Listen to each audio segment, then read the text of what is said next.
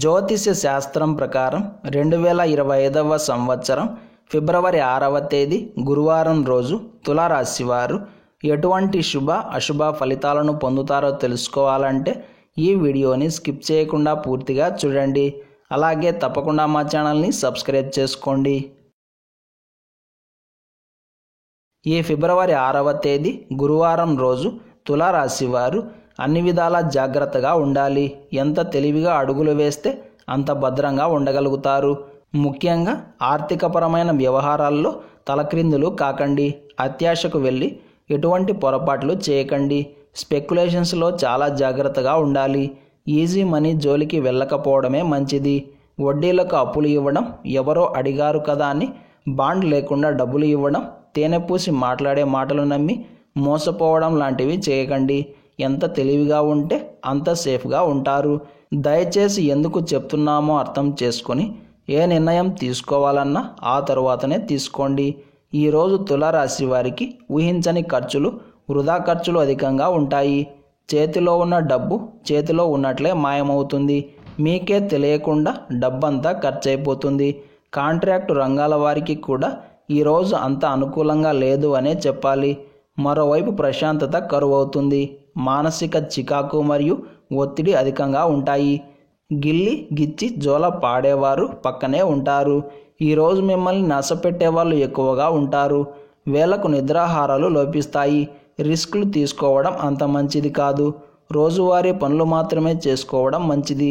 కీలకమైన వ్యవహారాలకు, పాత పనులకు, బంధుమిత్రులకు, శత్రువులకు ఎంత దూరంగా ఉంటే అంత మంచిది. ఈ గురువారం రోజు తులారాశి వారు బూడిద రంగు దుస్తులను ధరించకండి. దత్తాత్రేయ వజ్రకవచ స్తోత్రాన్ని పారాయణం చేయండి. ఈ గురువారం రోజున ఉన్నటువంటి తిథి నవమి. నక్షత్రం కృతికా నక్షత్రం. రాహుకాలం మధ్యాహ్నం 1:30 నుండి 3 గంటల వరకు. యమగండం ఉదయం 6 గంటల నుండి 7:30 వరకు.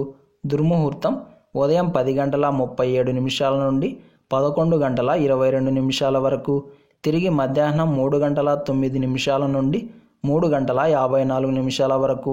శుభ సమయాలు మధ్యాహ్నం 2 గంటల నుండి 2:50 వరకు. ఈ రోజు యొక్క తిథి, వార, నక్షత్ర బలాలను అనుసరించి పెళ్లి చూపులకు, వివాహం, గృహ ప్రవేశాలు, విద్యా మరియు వ్యాపార కార్యక్రమాలకు, చర్చలకు ఇలా చాలా వాటికి కాలం అనుకూలంగా ఉంది. ఈ రోజంతా శుభప్రదంగా సాగడానికి, అన్నింటా విజయం సాధించడానికి పసుపును పచ్చిపాలతో తడిపి నుదుటిన తిలకంగా పెట్టుకొని భగవంతుడి దగ్గర పెట్టిన ఒక పుష్పాన్ని వెంట పెట్టుకుని వెళ్ళండి. ఇలా చేసి దినచర్యను ప్రారంభం చేస్తే అంతా శుభమే కలుగుతుంది.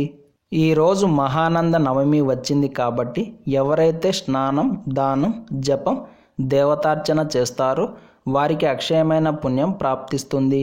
అందులోనూ ఈరోజు మనం చేసే అమ్మవారి యొక్క ఆరాధన అనంతమైన పుణ్యాన్ని కలుగజేస్తుంది. అలాగే ఈరోజు కృతికా నక్షత్రం వచ్చింది కాబట్టి వల్లి దేవసేన సమేత సుబ్రహ్మణ్య స్వామివారిని పూజించాలి. సుబ్రహ్మణ్య అష్టకాన్ని పారాయణం చేయాలి. ఇలా చేస్తే సంతానం వృద్ధులకి వస్తారు. వంశోద్ధారకులు జన్మిస్తారు. ఈరోజు సాయంత్రం సుబ్రహ్మణ్య కరావలంబ స్తోత్రం పఠిస్తే కుటుంబంలో సంతోషం, ప్రశాంతత, ఆరోగ్య ప్రాప్తి కలుగుతుంది. ఇలాంటి సమాచారం ప్రతిరోజు మీకు వీడియో రూపంలో అందాలంటే వెంటనే మా ఛానల్ని సబ్స్క్రైబ్ చేయండి.